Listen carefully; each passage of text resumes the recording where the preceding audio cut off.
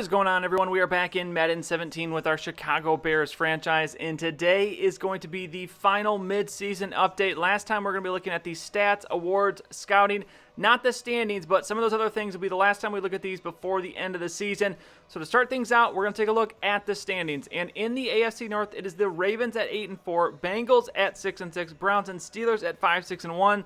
Bengals on a nice little 4-game winning streak. Steelers, surprised they're doing so bad, but AFC South, Titans are in the lead at 7-5, Texans at 6-6, Colts at 5-7, and the Jaguars, losers of 5 in a row, at the bottom at 3-9. Not a big surprise there. The AFC East, it is your Patriots on an 11-game winning streak, 11-1. Bills at 6-5, Dolphins and Jets at 5-7.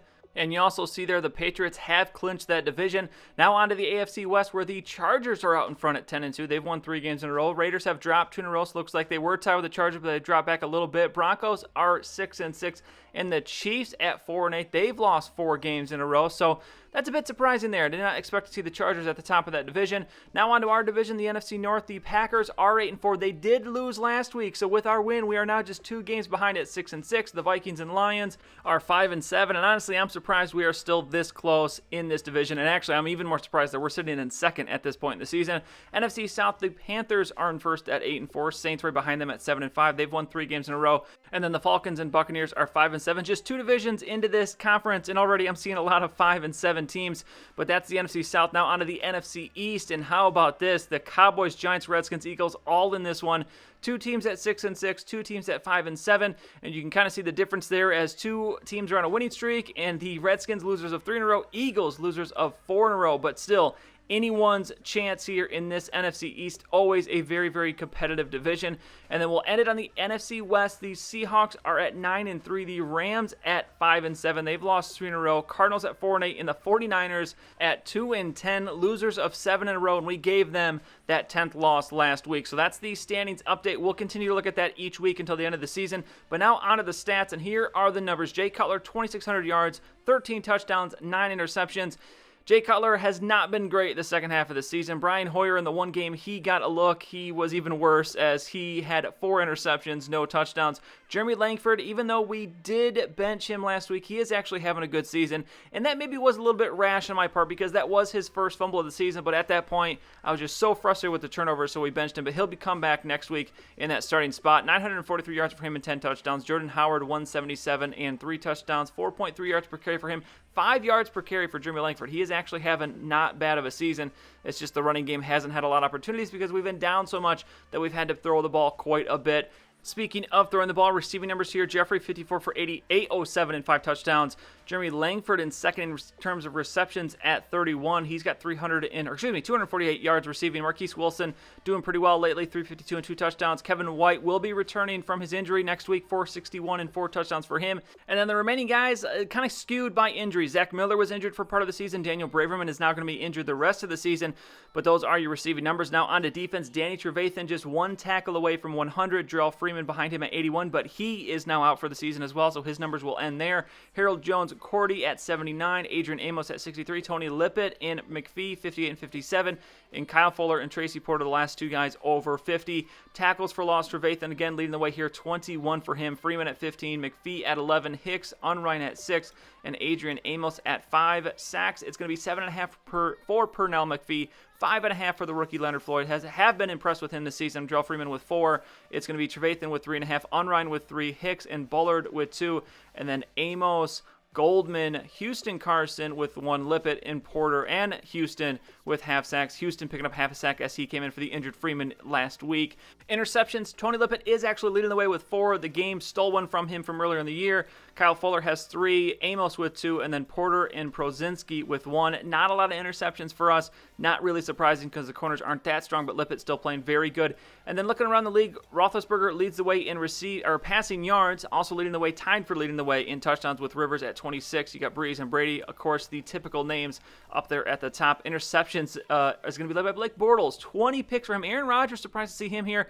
Might be why the Packers are not having a real great season, as he's got 15 interceptions, and Mariota with 13 rushing yards. And here you really see the effects of Langford's benching last week, as he probably would be leading the league. He was running the ball really well last week before he got taken out, but he's at 943. Peterson, the only guy over 1,000.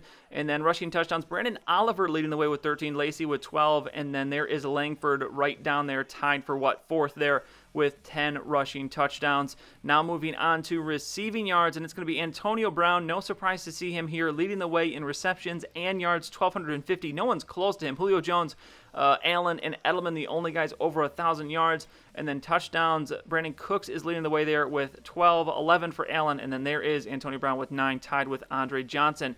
Moving on to defense is Paul Posluszny leading the way with 116 tackles, but look at this, Danny Trevathan showing up there on the first page, right behind just a few names. DeAndre Levy right in front of him at 100, but he's at 99. He is leading the way in tackles for loss, actually tied with Linval Joseph at 21. Then looking at sacks, and it's a surprise name at the top here, Jihad Ward, a rookie from Illinois, leading the league in sacks with 18. That is an unbelievable number. Robert Quinn with 17, J.J. Watt with 16. Interceptions is going to be Wesley Woodyard, a linebacker with 6, tied with Adam Jones.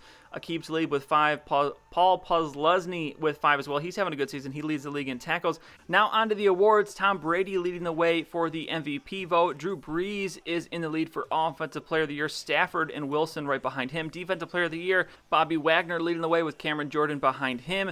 Offensive Rookie of the Year going to Jared Goff with Ezekiel Elliott behind him, and we are going to find Jordan Howard down there in 8th. Nice for him to get a little recognition. Jaron Reed leading the way for Defensive Rookie with Hargraves behind him, and then we will find Leonard Floyd down there in 6th. Hopefully he can work his way up the list a little bit farther before the end of the season. Russell Wilson leads the way for Best QB. Eddie Lacy with Langford right behind him for Best Running Back. Wide receiver going to Brandon Cooks with Jones and Baldwin behind him, and then we'll see Alshon Jeffrey down there in 7th.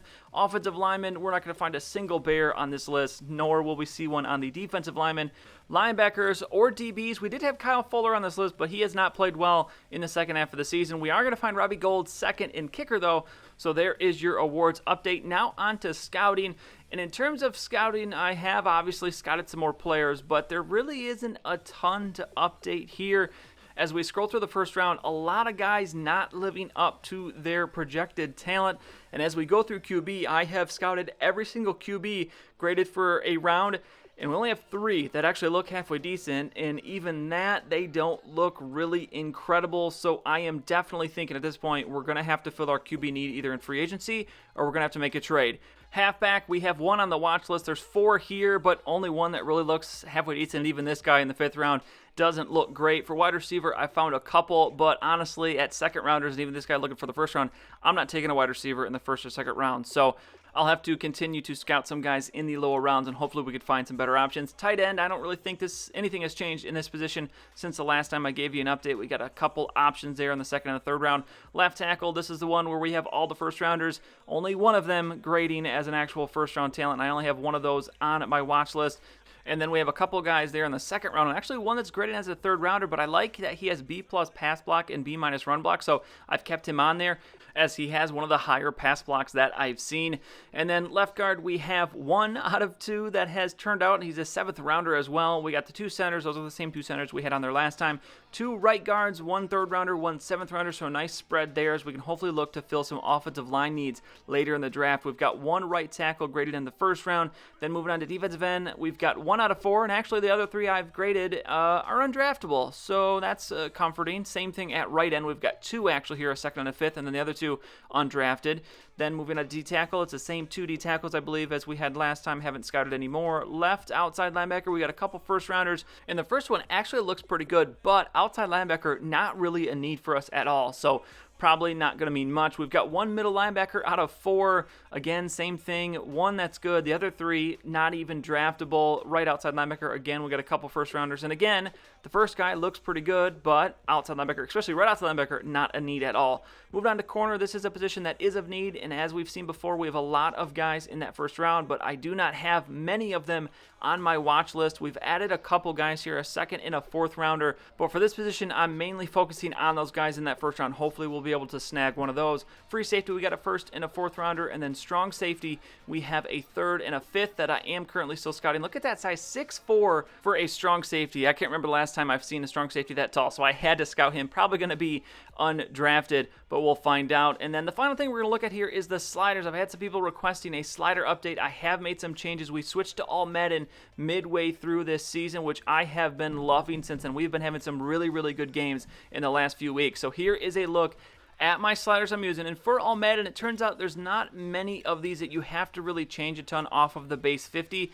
The biggest things being QB accuracy, and then pass coverage is at 70, which I think has been key at making the offensive game a little bit harder. Before, it was just too easy to move the ball down the field, and at 70 with all Madden, I feel like it has become much more of a challenge where you really, really have to work to try and put points on the board. So looking through the remainder of this, we have just a few things: of fatigue, the injuries, the minimum player threshold, and then the penalties, which I have tweaked. I just recently tweaked the defensive pass interference. We've been seeing a lot of defensive pass interference calls as of late, so I did just tweak that one, and I haven't actually played a game with it, so we'll have to see how that affects things and hopefully reduces the penalties we've been seeing on both sides of the ball. So that is the final mid-season update for this first season of our Bears franchise. We will be playing this Week 14 game next time, 6-6 Bears against the 5-7 Lions, and obviously it goes without saying, every game remaining on the schedule is very, very important if we want to have any shot of making the playoffs. We still have that outside shot. We have a shot possibly at getting a wild card. Maybe if the Packers completely collapse, then we have a chance at the division. But we are seriously in playoff contention here, so we've got to hold it together. Hopefully play more like last week in the second half than we had the previous two games, because we had some really, really poor games, some poor play as of late. But we'll see what we can do. You'll see that game next time. That's it for this one, though. If you enjoyed it, please go ahead and give it a like. I'd really appreciate it. And subscribe to see any future videos that I make. As always, thank you for watching, and I'll see you next time.